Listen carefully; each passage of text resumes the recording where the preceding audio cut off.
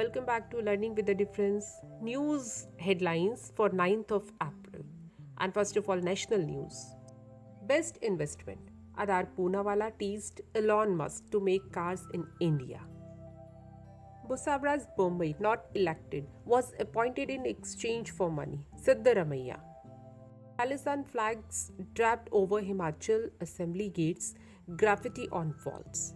Rajasthan police team in Noida to arrest TV journalist Aman Chopra for allegedly promoting enmity between different groups.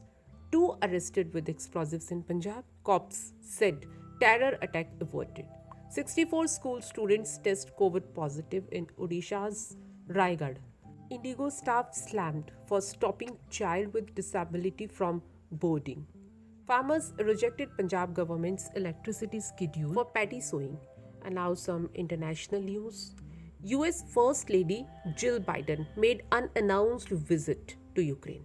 The UK health authorities have confirmed a case of monkeypox, which is a virus passed from infected animals. Canada PM Justin Trudeau visited war-scared suburb in Ukraine's Kyiv. Keep us out of politics. Pakistan Army's warning to critics. And now some sports news. IPL 2022, Prithvi Shaw said he has been admitted to a hospital and is recovering from fever. And now let's have a look on weather. Heatwave conditions to remain in Delhi from May 9 to 13, said IMD. First cyclonic storm likely to reach close to Andhra Pradesh, Odisha coast around Tuesday.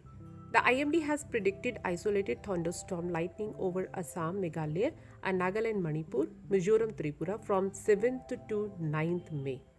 And that's all in news headlines. Thank you to all of you.